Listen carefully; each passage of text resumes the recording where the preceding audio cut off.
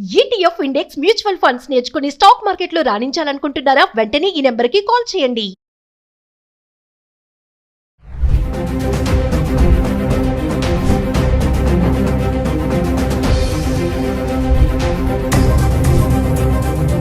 Hello viewers, welcome back to Suman TV.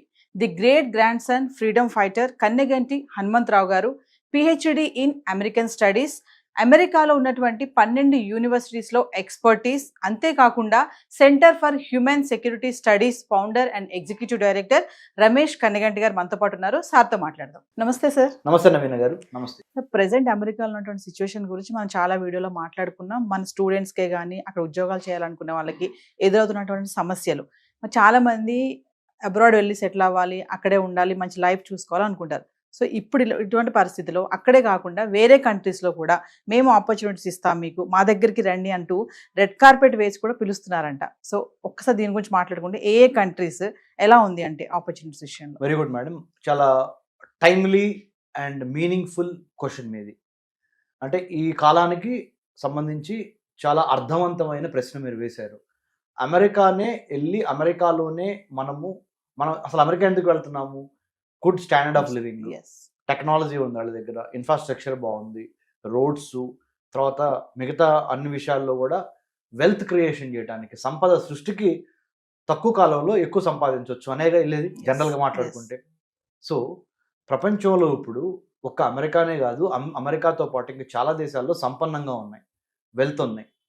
కాకపోతే మనం అమెరికానే ఎక్కువ ఎందుకు వెళ్తున్నామంటే, ముఖ్యంగా జర్మనీ, ఫ్రాన్స్, యూకే లేదా ఇటలీ లేదా న్యూజిలాండ్, ఆస్ట్రేలియా, ఈ దేశాలు కొన్ని క్లైమేట్ పరంగా, వాతావరణ పరంగా ఎక్కువ మనకి సవాళ్ళు ఉన్నాయి.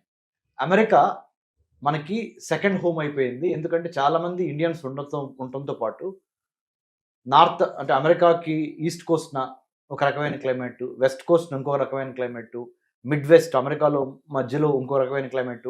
ఈ క్లైమేట్స్ అన్నిటికీ మనం కొద్దిగా అలవాటు పడిపోయాం. దీంతో పాటు టెక్నాలజీ, దీంతో పాటు అన్నిటికి మించి ఐటీ, ఫార్మా, రియల్ ఎస్టేట్ అన్ని బూమింగ్లో ఉన్నాయి. ప్లస్ సువిశాల దేశం, అందుకని మనం ఎక్కువ అమెరికా మొగ్గు చూపుతున్నాం. కానీ ఇప్పుడు దాంతోపాటు ఒక క్లైమేట్ని కనుక మనం ఎదుర్కోగలిగితే, అంటే చలి ప్రదేశం అనేది మనకి మేజర్ సవాలు. జర్మనీలో బాగా విపరీతమైన చలి, ఫ్రాన్స్ కూడా 100% చలిగానే ఉంటుంది, ఇంగ్లాండ్ అంటే చెప్పాల్సిన అవసరం లేదు, అది కూడా చలి ప్రాంతం. ఆస్ట్రేలియాలో చలి ఉండదు. కానీ ఆస్ట్రేలియాలో ఉన్న ప్రాబ్లం ఏంటంటే అత్యంత స్వల్ప జనాభా ఉంది, చాలా పెద్ద కంట్రీ, కొద్దిగా అప్పుడప్పుడు అక్కడ కూడా కొంత రేసిజం ఉందనే మాట అప్పుడప్పుడు వినపడుతుంది. But more or less Australia also is very safe, very prosperous country. But New Zealand far away, ఇక్కడి నుంచి చాలా దూరంగా ఉండటం మూలాన, చిన్న కంట్రీ అవటం మూలాన, ప్రకృతి పరంగా by nature, by sightseeing or by nature, by tourism we prefer New Zealand. But not to stay, not to live అనేది ఒక ప్రాక్టీస్గా వస్తుంది because of various reasons. So it is advisable, whoever wants to go abroad and make wealth, please consider not only United States of America. If you can withstand the climatic conditions, even very good standard of living on the countries, Germany, France, UK, Italy, and then Australia, New Zealand, Japan లో problem ఏంటి, కొద్దిగా earthquakes ఎక్కువగా ఉంటాం. Otherwise it's a very wealthy country and also people are very disciplined and hardworking in Japan. So South Korea is also language problem. Yes. So America, because it speaks English language, which we all can converse and communicate easily, we have been preferring United States of America. Otherwise, also because of the climatic conditions, also we prefer United States. But if you are little bit adventurous, little bit if you have the power to withstand these challenges, తప్పనిసరిగా all other countries also you can consider. అక్కడ settle అవ్వాలని కొంతమంది అనుకుంటారు sir, వాళ్ళకి PR ఈజీగా వచ్చే countries ఏమున్నాయంటే? Permanent residence ఈజీగా వచ్చే కంట్రీస్ ఇప్పుడు ముఖ్యంగా కెనడా, ఆస్ట్రేలియా, న్యూజిలాండ్ ఇలాంటి కంట్రీస్లో ఎక్కువగా వాళ్ళు the governments in that countries are trying to అంటే బెయిట్ అంటే ఒక రకంగా మనము they wanted to encourage our Indians to come and settle there, have permanent residency.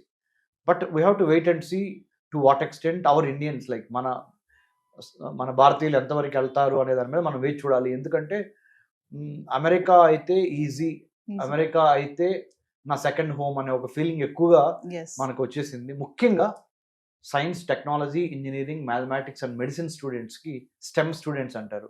ఈ స్టెమ్ చదువుకున్న స్టూడెంట్స్కి ఎక్కువగా వాళ్ళ యొక్క ప్రతిభను చూపించే అవకాశము, ఎదగటానికి ఉపయోగపడే సాంకేతిక పరిజ్ఞానము, అన్నిటికీ మించి గొప్ప ఇన్ఫ్రాస్ట్రక్చర్ అమెరికాలో అవైలబిలిటీ ఉండటం మూలాన, English as a communicative language అవటం మూలాన we have been preferring United States of America. Otherwise the whole world is a big football ground. If you have the knowledge, if you have the skill, you can play anywhere. Yes.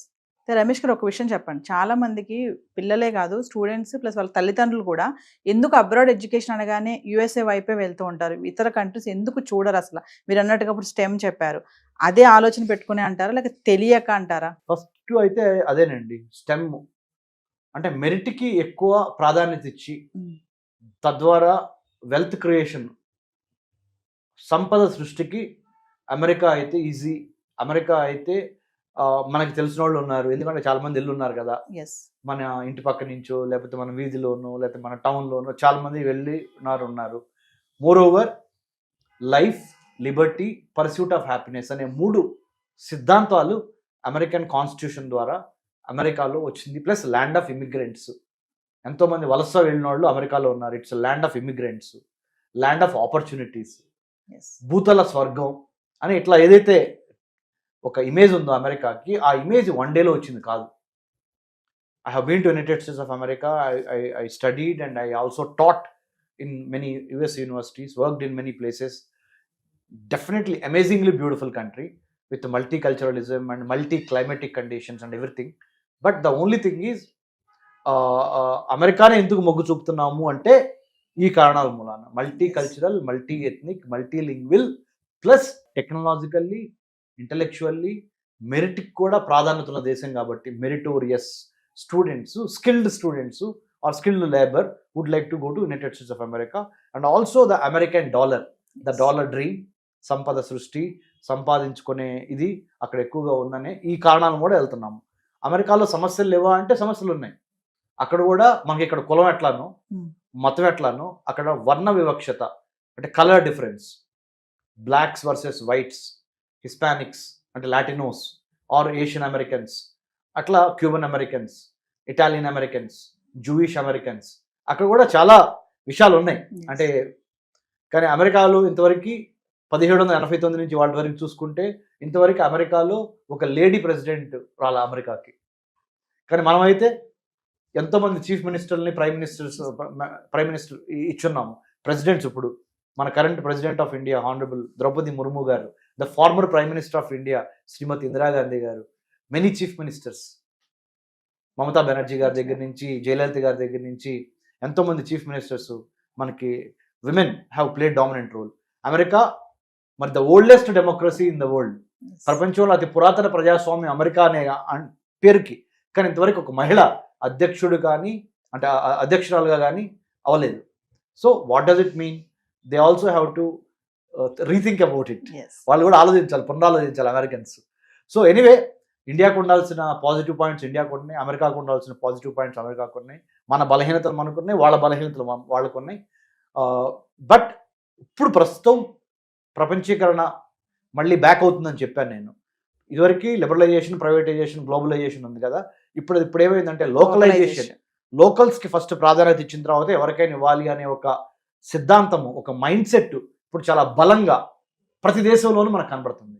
మీరు ఏ దేశమైనా చూసుకోండి, ముందర లోకల్స్కి అయిన వాళ్ళకి ఇవ్వండి, ఇక్కడ పుట్టి పెరిగిన వాళ్ళకి మంచి సౌకర్యాలు ఇవ్వండి, తర్వాత వేరే వాళ్ళని మీరు యాక్సెప్ట్ చేయండి అనేదే ప్రపంచవ్యాప్తంగా ఇది చాలా బలమైన ఒక పవనం, ఒక బలమైన పవనము ప్రపంచంలో అన్ని దేశాల్లో వేస్తుంది. ఇప్పుడు localisation is the new universalisation. Finally అండి, మరి అబ్రాడ్ వెళ్ళి సెటిల్ అవ్వాలనుకునే వాళ్ళకే కానీ అక్కడికి వెళ్ళి పై చదువులు చదువుకోవాలనుకునే వాళ్ళకి మీరు చెప్పే గైడెన్స్ ఏమి? నేను చాలాసార్లు ఇదే సుమన్ టీవీ ద్వారా చెప్పున్నానండి.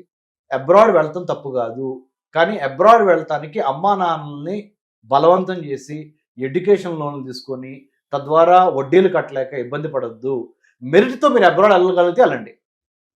మెరిట్ స్కాలర్షిప్స్ కొట్టి అబ్రాడ్ వెళ్ళగలిగితే వెళ్ళండి చదువుకోవడానికి. వర్క్ చేయడానికి మీ మెరిట్ని బట్టి అబ్రాడ్ వెళ్ళండి. దొంగ సర్టిఫికెట్లు, షార్ట్ కట్స్ చెల్లవు. ఎందుకంటే ప్రతి దేశం ఇప్పుడు చాలా స్మార్ట్ అయింది.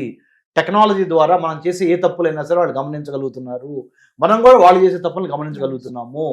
కాబట్టి డిజిటలైజేషన్ వరల్డ్లో మెరిట్ ఉంటే మెరిట్ ద్వారా వెళ్తానికి ప్రయత్నం చేయండి. వెళ్తాం తప్పు కాదు. You must go abroad, feel the culture, feel the food, feel the atmosphere, create wealth, make wealth, come back and serve mother land. వెళ్ళండి, కర్మభూమికి వెళ్ళండి అంటే వేరే దేశాలకి, మళ్ళీ జన్మభూమికి తిరిగి రండి.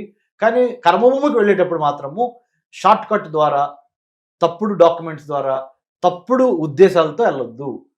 Right intent, right content, right క్యారెక్టర్తో you must go abroad, but come back and serve our mother land is what I would like to say. Thank you Naveen గారు.